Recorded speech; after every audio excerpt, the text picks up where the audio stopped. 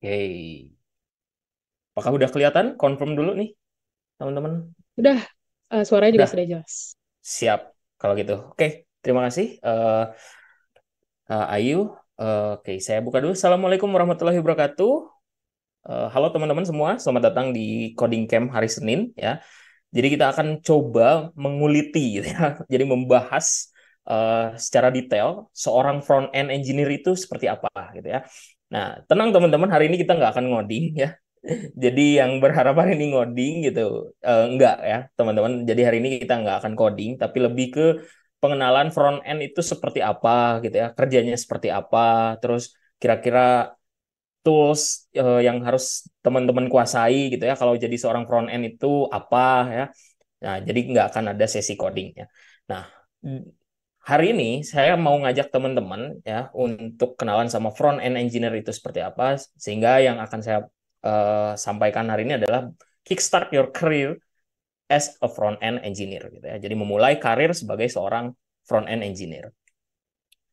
Oke, next. Nah, tadi juga sudah dijelaskan gitu ya, sudah dikenalkan juga bahwa saya Afif Saifullah. Saat ini adalah posisi saya adalah front end AR dan VR ya. Jadi saya menggarap AR dan VR di Metanesia ya saat ini. Metanesia ini adalah sebuah produk ya, digital produk di Telkom Indonesia yang mana merupakan metaverse ecosystem ya, dan ini metaverse ecosystem pertama di Indonesia ya. Nah, sebelumnya juga saya pernah ya menjadi seorang full stack ya, sebelum sekarang dikembalikan ke habitat asal sebagai front end developer gitu ya. Karena memang basic saya adalah di front end ya awalnya. Kemudian pada saat launching produk Metanesia itu saya diminta untuk jadi full stack ya, karena pada saat itu apa keterbatasan developer ya. Nah, sebelumnya juga saya pernah menggarap produk digital juga di Telkom namanya Gameku ya.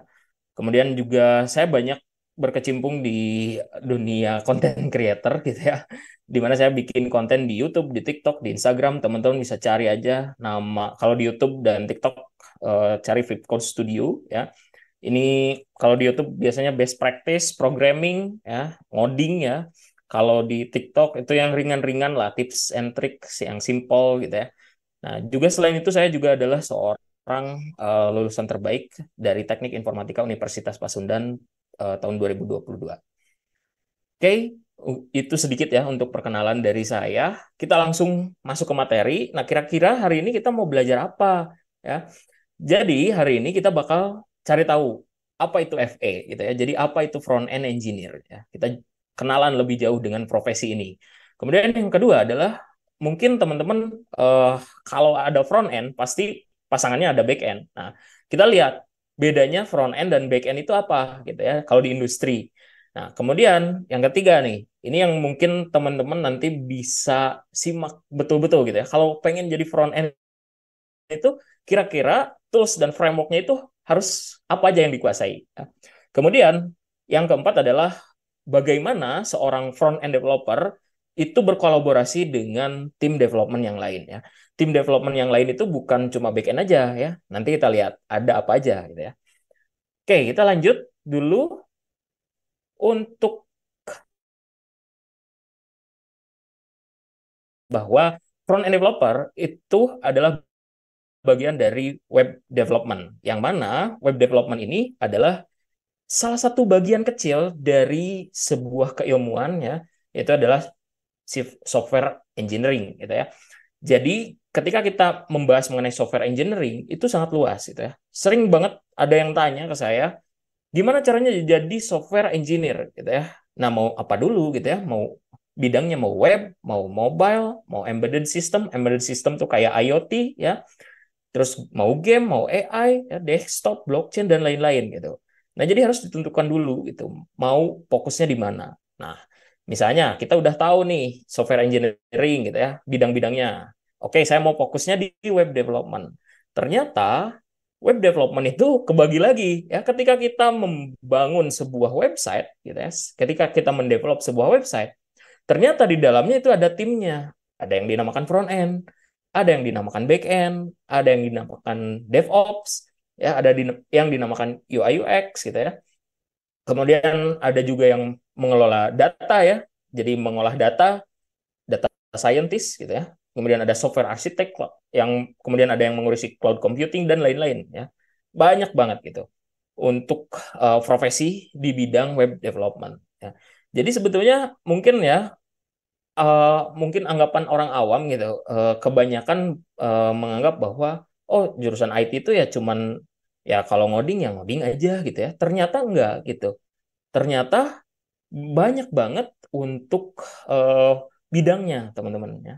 Salah satunya adalah front end. Nah, sekarang kita bahas gitu ya. Jadi apa itu front end gitu ya.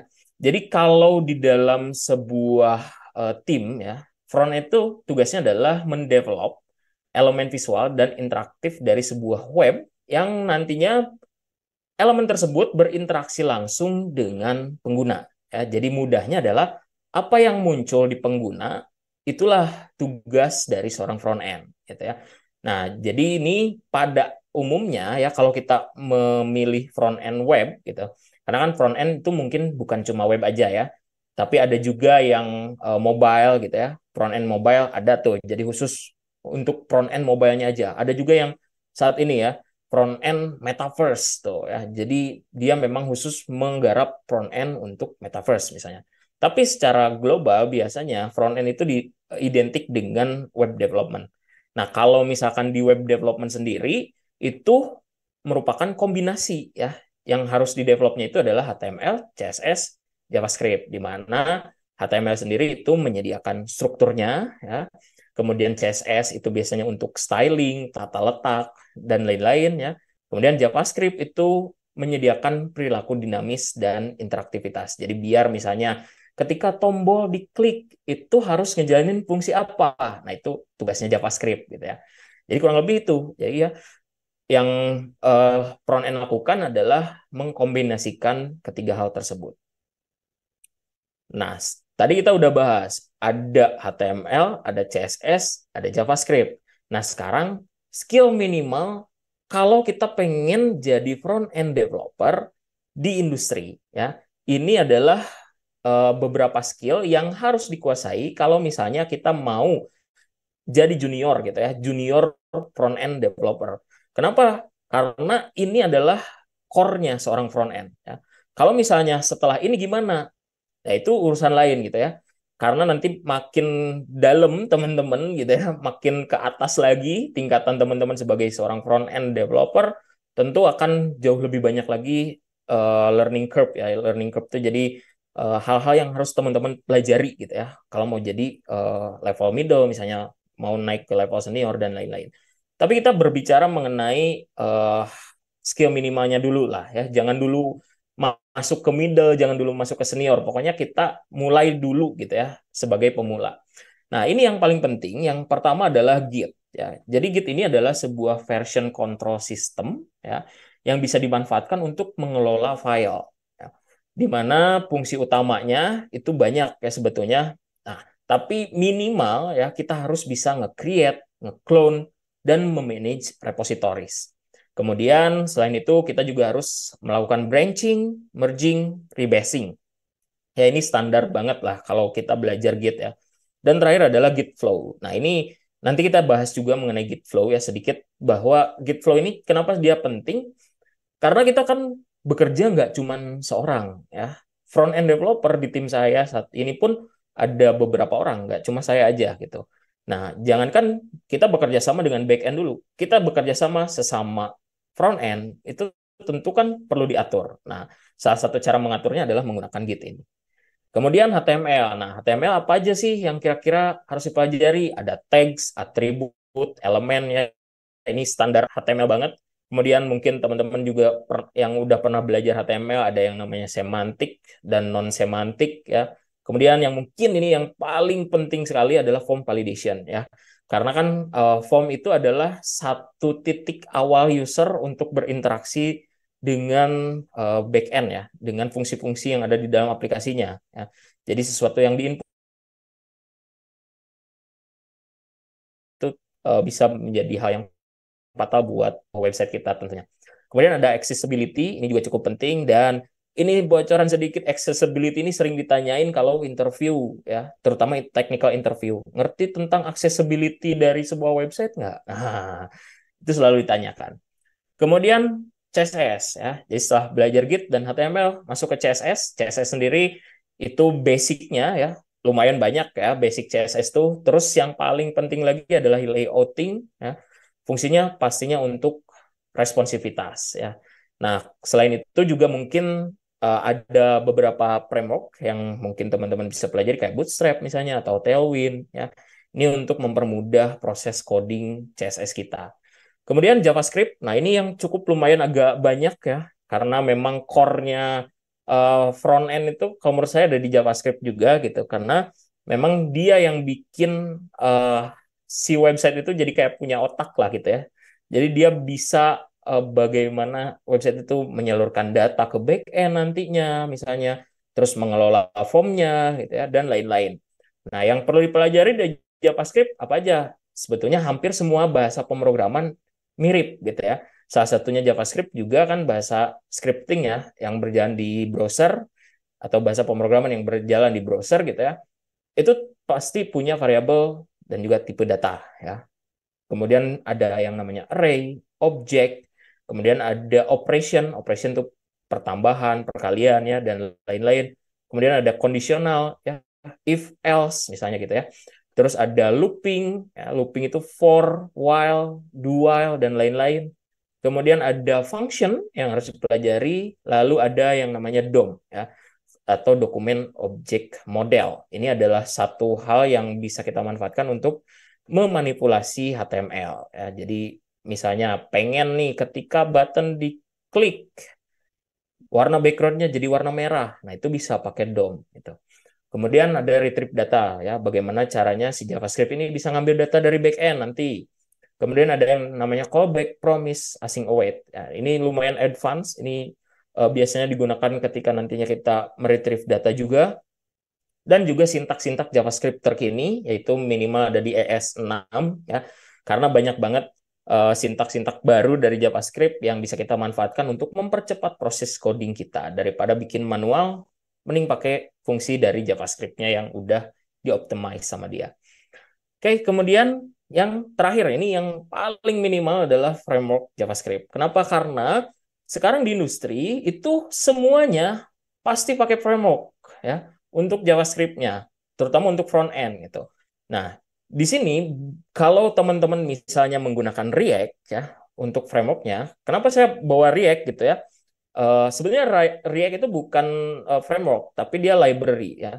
Tapi saat ini yang paling banyak digunakan di industri adalah React ya. By data aja lah. Kita kalau cari pekerjaan ya, saya sebut saya kerja di Telkom pakai React. Terus kalau kita cari lagi ya, saya pernah lihat-lihat di apa namanya di Gojek, di Tokopedia, di mana lagi di tiket.com, Blibli, itu React ya untuk front end library yang dipakai gitu.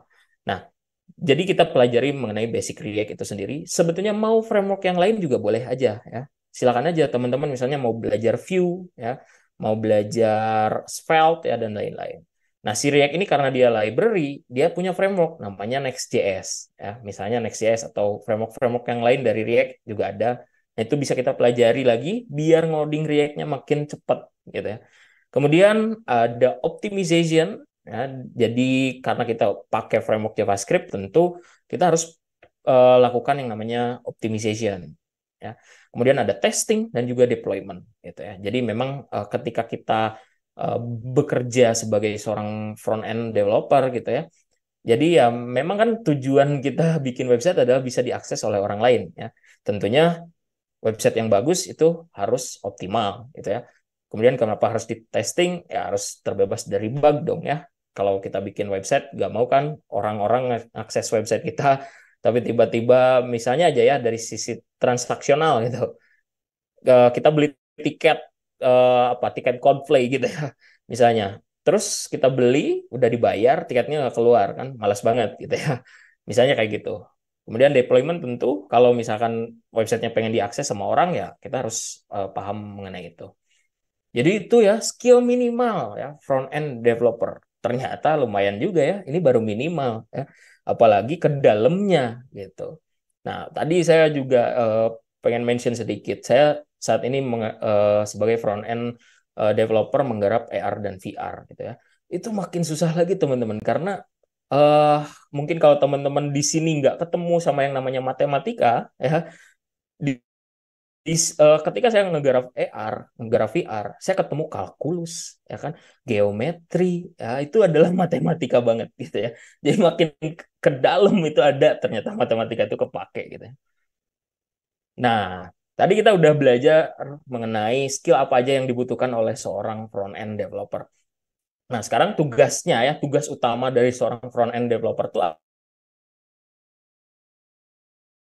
buat tampilan antar muka yang responsif. Ini udah jelas. Saat ini ya device tuh makin aneh-aneh. Kalau dulu tuh ya udah laptop aja gitu ya, atau komputer aja gitu. Dan biasanya ukurannya pun nggak terlalu beda jauh gitu, standar.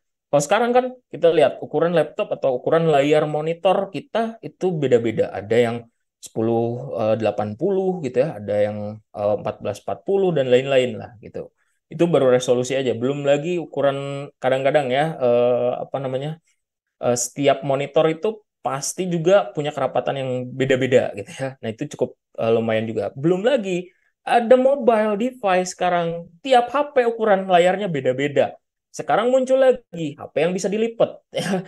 Nah, nambah lagi kerjaan front end gitu ya. Buat bikin si tampilannya jadi responsif. Nah, ini tentu PR banget gitu ya. Karena kita nggak mau kan dibuka di laptop bagus, tapi begitu dibuka di mobile, di HP jelek gitu ya. Kemudian yang kedua adalah menampilkan dan mengirimkan data.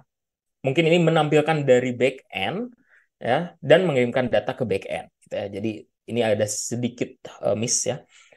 Jadi ketika kita bekerja sebagai seorang front end gitu ya, tugas kita adalah bagaimana caranya menyalurkan data yang diinputkan oleh user ke back end gitu, atau apapun itu ya, transaksional misalnya dari user, ketika user mengklik button tertentu dia akan mengirimkan sesuatu ke back end gitu ya, dan nanti dari back end misalnya ada data kembalian yang kita tampilkan ya. Contoh kasusnya tadi beli tiket, kita misalnya si user udah ngisi form data misalnya apa namanya nama, email dan lain-lain, dia bayar, klik bayar, nanti di data di backend akan dikelola gitu ya, supaya nanti bisa mengenerate tiket, tiket akan ditampilkan ke user. Gitu ya.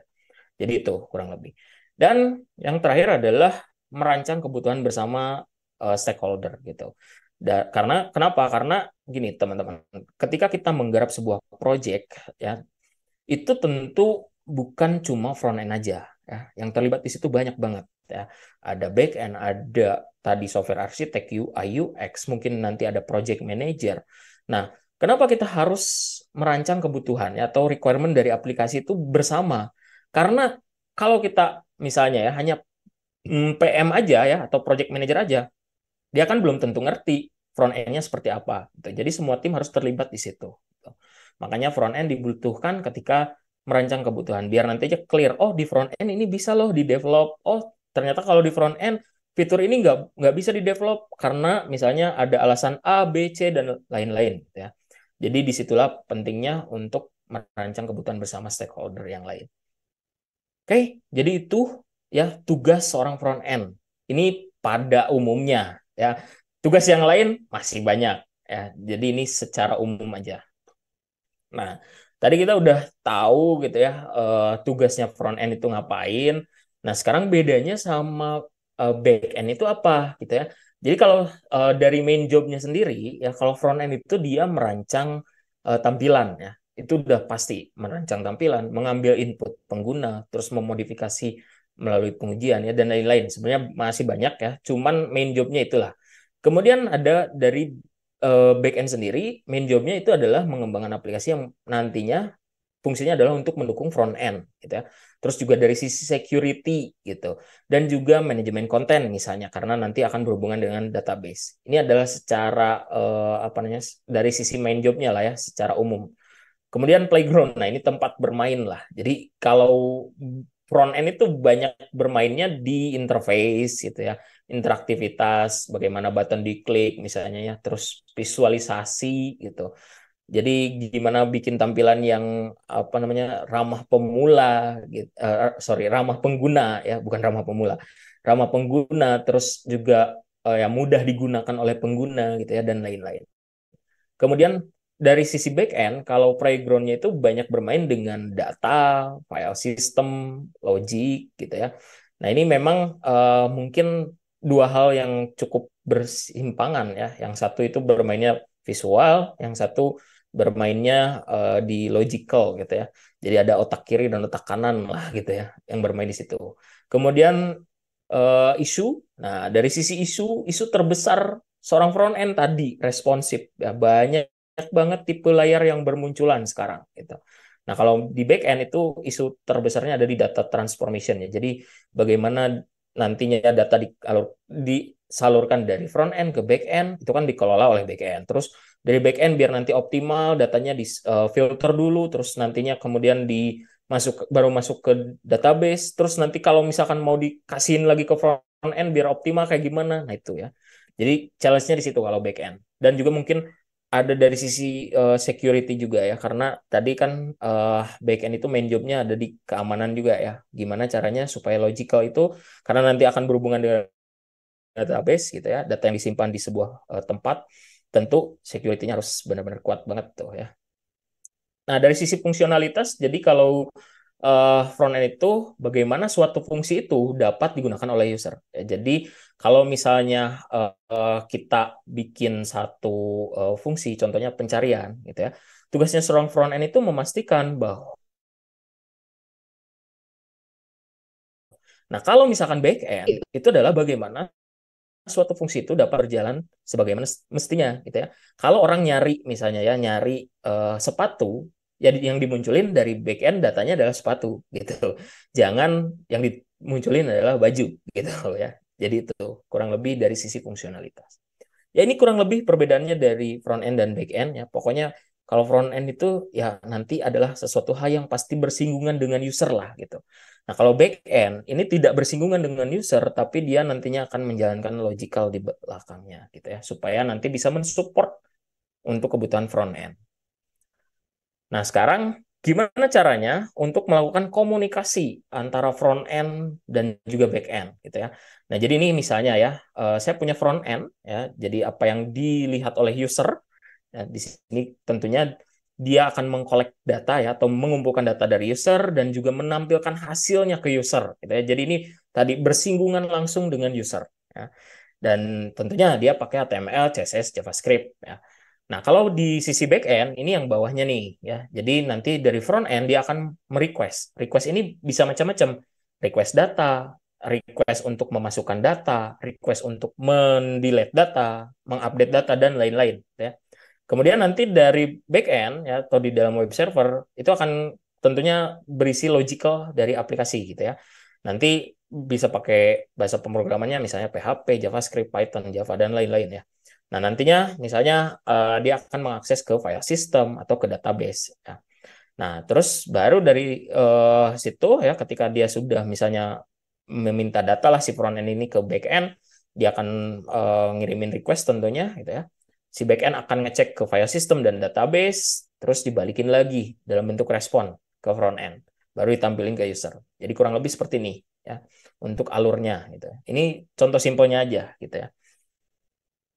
Oke, kemudian kalau untuk tools-nya apa aja yang harus kita kuasai? Nah, ini.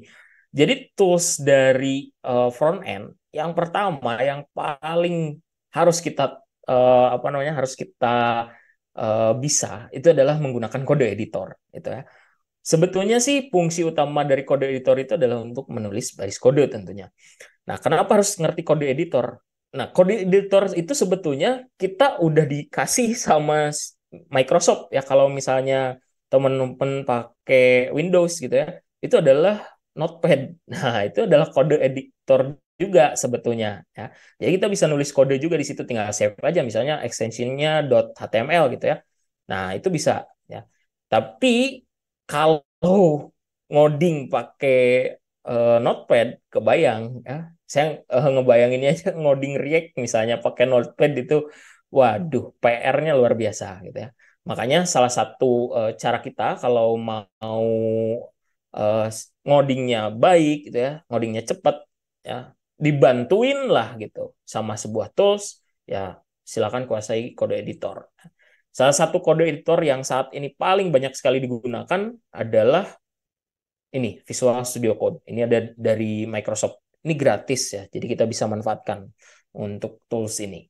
Mungkin sebetulnya teman-teman kalau udah sering ngoding ya harusnya familiar lah dengan tools tersebut ya. Oke, wait.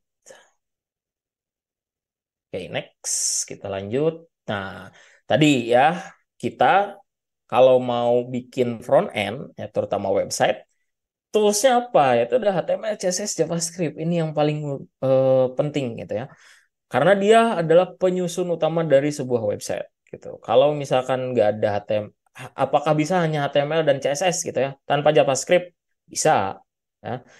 Kemudian kalau misalnya hanya HTML saja bisa gitu ya. Nah, kalau misalkan CSS saja, kayaknya nggak bisa. Kalau CSS saja gitu ya. Tergantung kebutuhan sebetulnya. Misalnya ada perusahaan yang hanya butuh landing page ya. Kalau landing page misalnya nggak ada apa namanya, nggak ada info form yang mengalirkan data ke backend, hanya menampilkan company profile aja gitu ya. Itu mungkin HTML dan CSS cukup lah gitu ya. Tapi kalau sudah ada bermain-main dengan data, dengan interaksi, tentu butuh yang namanya JavaScript. Ya. Jadi ini adalah penyusun utama dari sebuah website yang harus teman-teman kuasai lah ya. Karena kan tadi juga ya, ini jadi syarat minimal teman-teman eh kalau pengen jadi front end developer itu ya harus ngerti ini gitu. Oke, kemudian ada tools selanjutnya yaitu adalah version control. Tadi ya, kita bikin satu aplikasi nggak mungkin sendiri. Dia pasti bakal kolaborasi ya, mau tidak mau. Tuh, kecuali teman-teman mau jadi full stack developer sendirian aja di apa namanya di perusahaannya misalnya. Saya aja full stack nggak cuma sendirian, banyak gitu ya. Banyak kan gitu. Dan kalau misalkan full stack sendirian, kebayang sih itu capeknya luar biasa gitu ya. Nah, di sini yang perlu dikuasai adalah tools kolaborasi dan versioning ya. Ada Git ya. Git ini adalah engine-nya lah ya. Di belakangnya itu Git gitu untuk version control system yang biasanya dipakai untuk mengelola coding ya. Kemudian kalau toolsnya yang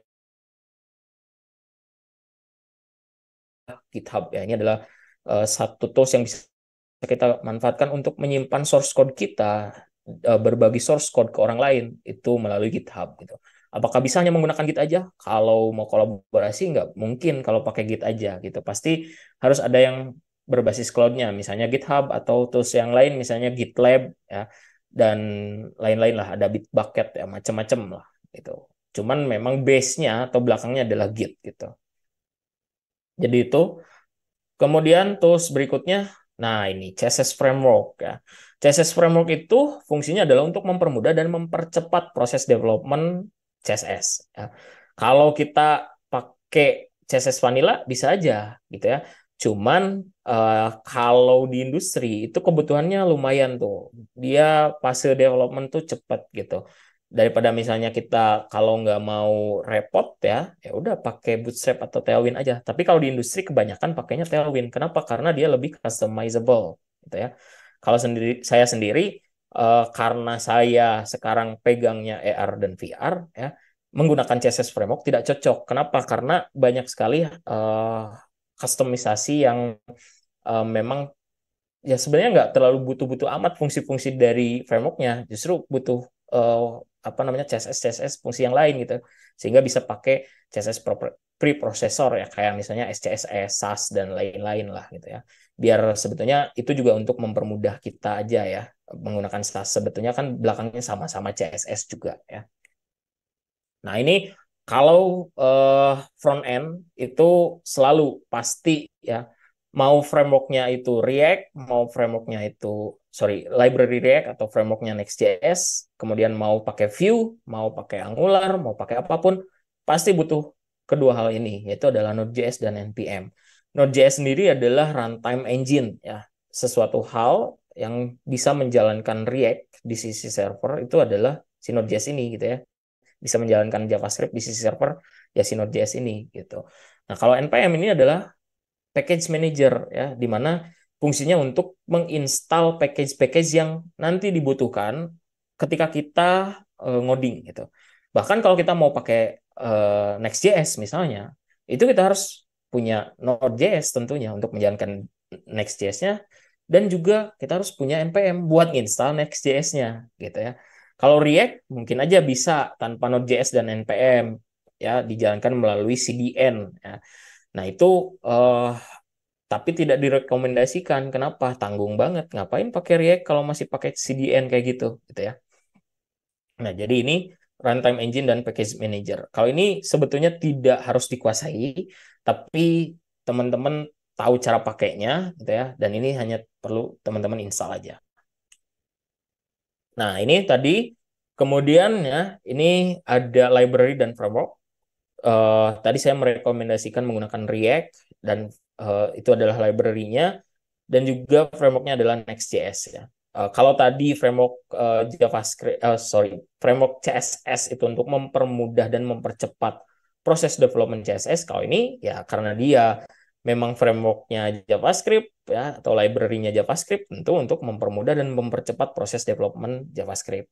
Kalau misalkan saya bandingin pakai JavaScript biasa tanpa framework dengan JavaScript framework, itu jauh banget proses development-nya, benar-benar kerasa banget teman-teman. Kalau teman-teman nanti udah pakai React lah ya, bagaimana caranya menampilkan komponen yang berulang-ulang misalnya gitu ya. Bagaimana bikin komponen itu jadi nggak berantakan ya, reusable. Nah, kalau nggak pakai React ya, atau library maupun framework JavaScript yang lain, itu repot banget gitu ya. Nah, ini benar-benar kerasa kalau misalnya kita pernah mencoba ya membangun aplikasi tanpa framework dengan menggunakan framework ya. Oke, nah selain tadi ya, yang kalau tadi kan technical lah gitu ya, benar-benar buat ngodingnya ya. Nah, selain yang tadi itu juga tentunya ada project management tools gitu. Jadi karena tadi kita bekerja nggak hanya eh, antar developer ya, tapi ternyata ada juga project manager, ada UI UX mungkin nantinya.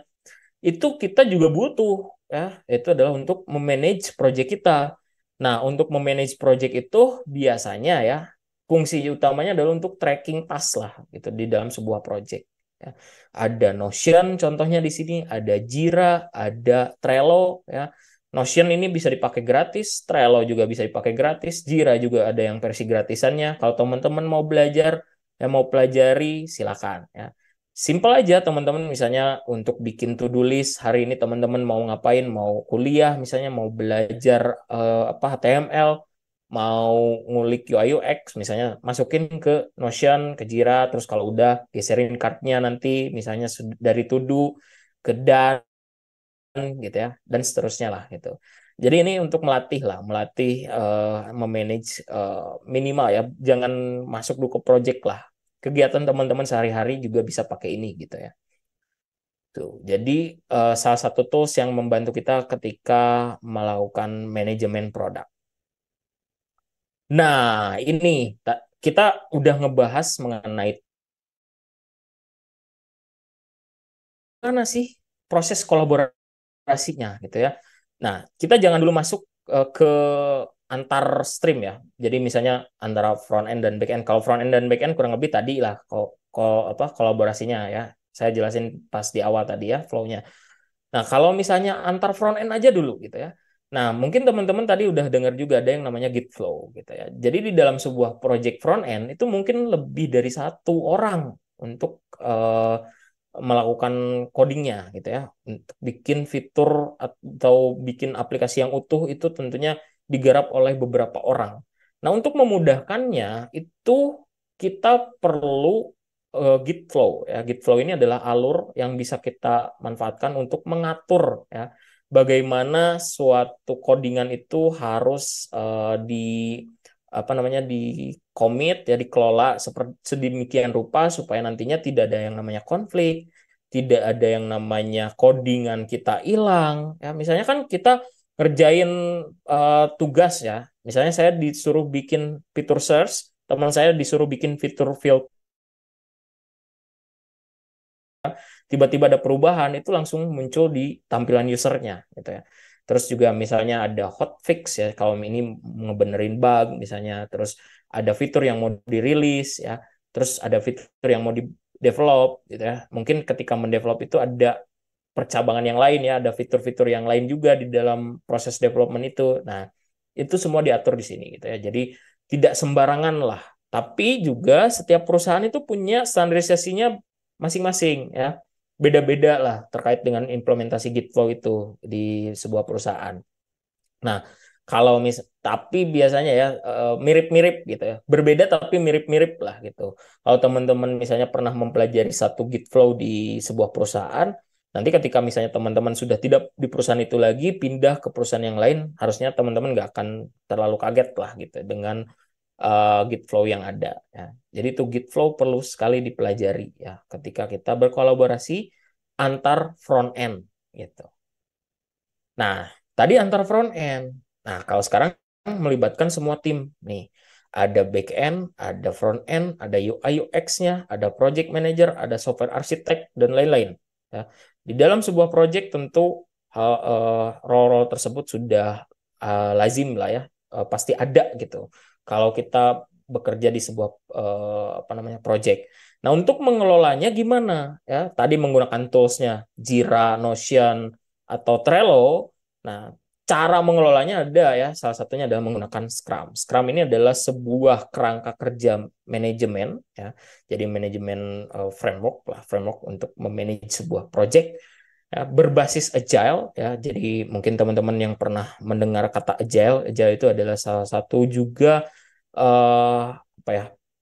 Pola kerja lah, pola kerja di dalam sebuah project gitu ya.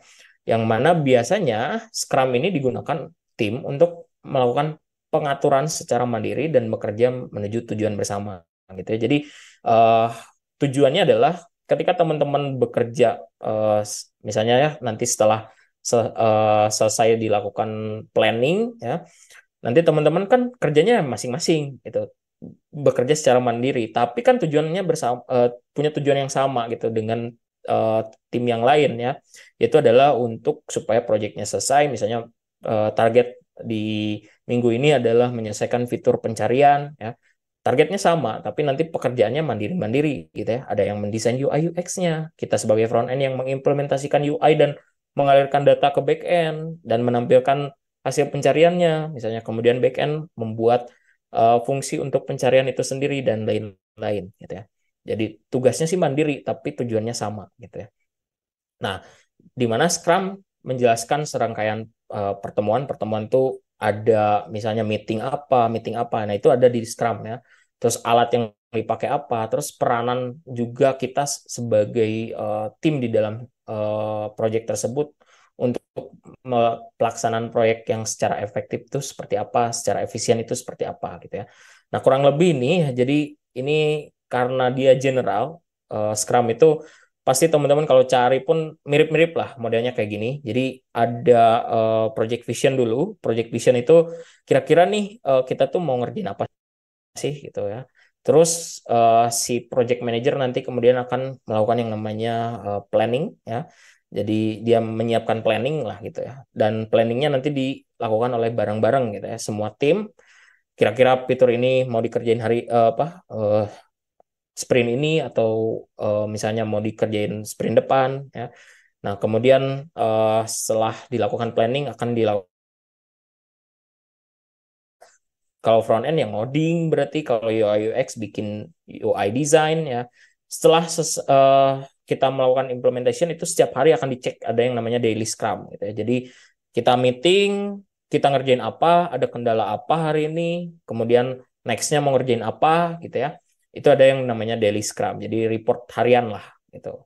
Nah, selesai prosesnya nanti akan dilakukan yang namanya review ya, jadi mereview hasil pekerjaan kita ya, bareng-bareng itu dilakukan. Kemudian ada yang namanya retrospektif di mana retrospektif ini adalah proses misalnya kalau misalnya ada kendala kira-kira penyelesaiannya seperti apa ya, mencari solusi bareng-bareng supaya nanti sprint berikutnya itu lebih baik lagi. Jadi kalau misalkan teman-teman belum tahu sprint itu apa, sprint itu adalah satu waktu yang dikerjakan oleh semuanya gitu ya sama tim. Jadi satu waktu yang ditentukan bersama ya untuk mengerjakan proyek tersebut gitu ya.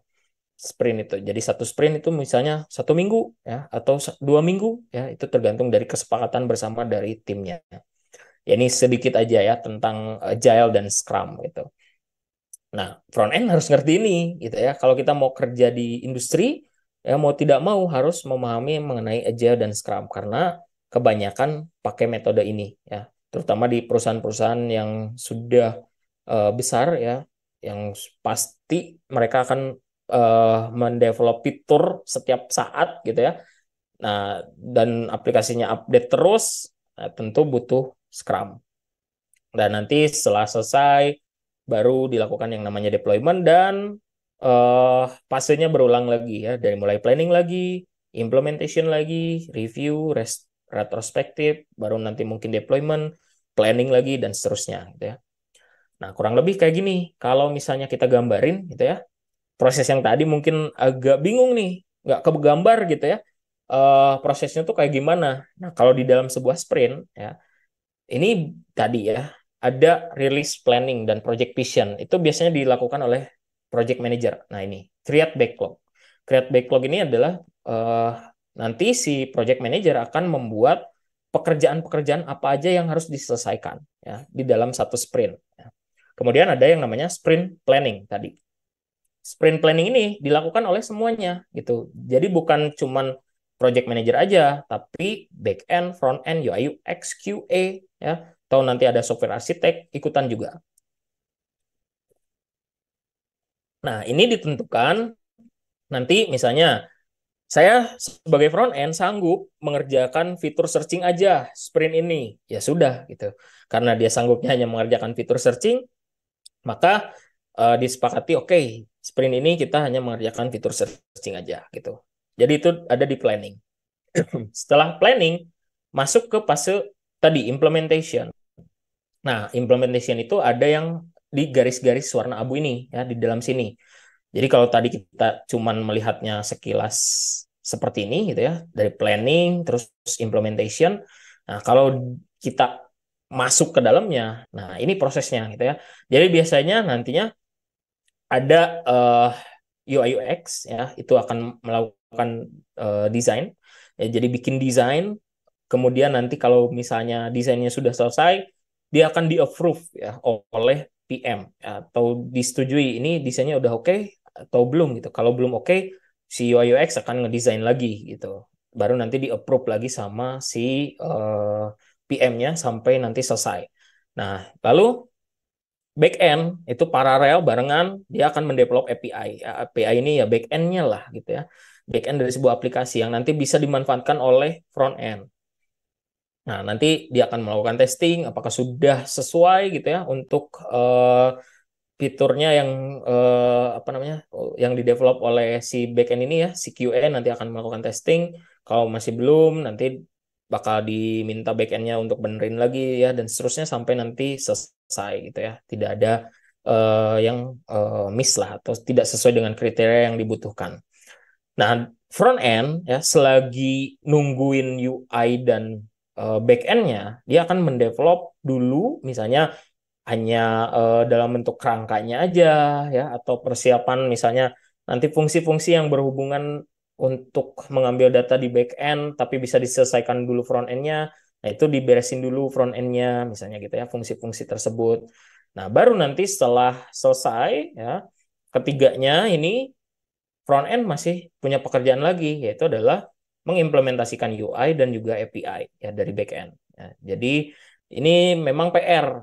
Kadang-kadang saya juga gini kesel gitu sama teman-teman back end sama teman-teman UI UX tuh kadang-kadang mereka itu ngerjainnya lama gitu ya. Sehingga saya punya waktunya adalah karena saya nungguin mereka ya. Waktu saya jadi banyak kepotong gitu. Bahkan tas saya tuh di akhir-akhir gitu baru saya bisa ngerjain tas saya gitu sebagai front end. Nah, makanya perlu eh, dilakukan koordinasi sama tim UI UX sama tim back end juga gitu ya. Ini kira-kira targetnya kapan nih bisa di-deliver ke kita gitu sebagai front end ya untuk API dan UI UX-nya gitu. Biar nanti sprintnya tercapai. Kalau waktu sprintnya 2 minggu ya kita asumsi bahwa kita bisa menyelesaikan tugas tersebut dan ya mau tidak mau kita harus manage waktu kan. Jadi ya kalau saya biasanya kalau eh, si back end atau si UI UX-nya lama ya kita planning aja kasih target misalnya ini kan saya harus ngerjain misalnya saya butuh waktu 2 hari lah untuk mengerjakan fitur itu nantinya setelah UI dan API-nya jadi sementara misalnya waktu sprint hanya tinggal 4 hari lagi berarti harus selesai lah gitu ya. Untuk si UI dan API-nya itu 2 hari dari hari ini misalnya kayak gitu gitu ya. Nah, jadi ya memang manage waktu dan juga komunikasi tentunya penting ketika sprint sedang berjalan. Kalau sudah diimplement UI dan API-nya nanti akan ditesting sama si QA lagi gitu ya. Jadi fasenya kalau misalkan masih belum lolos, dites lagi, belum lolos, tes lagi. Baru nanti kalau misalkan udah selesai, mungkin baru di-deploy ke production ya. Nah, kemudian dilakukan yang namanya review ya. Sebenarnya ini bukan ke production dulu, bisa juga misalnya ke staging, environment ya, karena nanti mungkin mau di-review dulu, ada juga yang mungkin di production ya, tergantung dari alur kerja di sebuah perusahaan aja ya. Misalnya di-deploy ke production, lalu kita review ya pekerjaannya sudah selesai, lalu dilakukan yang namanya retrospektif, kira-kira apa aja nih yang bisa kita perbaiki ya dari pekerjaan kita gitu ya setelah melewati sebuah sprint gitu. Kalau udah planning lagi, balik lagi ya, bikin backlog lagi, planning ya, dan fase implementation lagi. Kurang lebih seperti itulah ya untuk kolaborasi di dalam sebuah tim ya ketika kita bekerja di sebuah project ya di perusahaan. Oke, nah itu jadi teman-teman ya untuk materinya ya terkait dengan eh apa namanya eh front end itu apa, bedanya sama back end apa, terus toolsnya apa aja gitu ya. Dan juga eh tadi ya kita sudah pelajari mengenai bagaimana kolaborasi ya antara FE, antara FE dengan BE, terus juga semua tim gitu ya. Nah, ini saya punya satu penutup gitu ya. Jadi development itu adalah satu proses yang tidak pernah berakhir ya di dalam sebuah produk kecuali produknya bungkus gitu ya. Produknya di take down atau produknya ya sudah tidak akan dikembangkan lagi ya. Jadi selama produk itu dikembangkan tentu development is never ending process ya. Jadi proses yang tidak pernah selesai. Tugas kita adalah terus belajar ya karena eh, kadang-kadang gitu ada tas-tas yang mungkin kita nggak pernah expect tas itu bisa kita kerjakan sebelumnya atau kita pernah mengerjakan tas itu sebelumnya maka dari itu ketika proses tadi implementation itu adalah proses kita terus belajar gitu ya. Saya pernah pengalaman sekali di apa namanya di industri ya di Telkom gitu ya. Kadang-kadang tiba-tiba sprint ini diminta untuk bikin fitur apa gitu ya yang saya belum pernah develop. Makanya saya juga harus belajar lagi gitu kan. Jadi keep learning and always have a reason for every part of your application. Ya, jadi selalu kalau saya tuh selalu kasih alasan kenapa sih saya ngoding harus kayak gini, kenapa sih saya harus kembangin fiturnya kayak gini gitu ya dan lain-lain lah. Itu benar-benar alasan itu penting banget ketika kita memberikan sesuatu detailing lah terhadap aplikasi kita gitu ya. Oke, itu aja mungkin ya teman-teman. Kalau teman-teman mau connect dengan saya ya, teman-teman bisa buka di website Pulau stripspace.persel.app/link ya. Ini mengarah ke sosial media saya ya, ada YouTube, Instagram, TikTok, atau teman-teman juga mungkin nanti punya pertanyaan. Saya biasanya jawabin pertanyaan di TikTok tuh. Teman-teman tanyain aja di kolom komentar nanti saya bikin seriesnya kok ya. Namanya kalian bertanya programmer menjawab gitu ya. Itu aja mungkin teman-teman. Kalau dari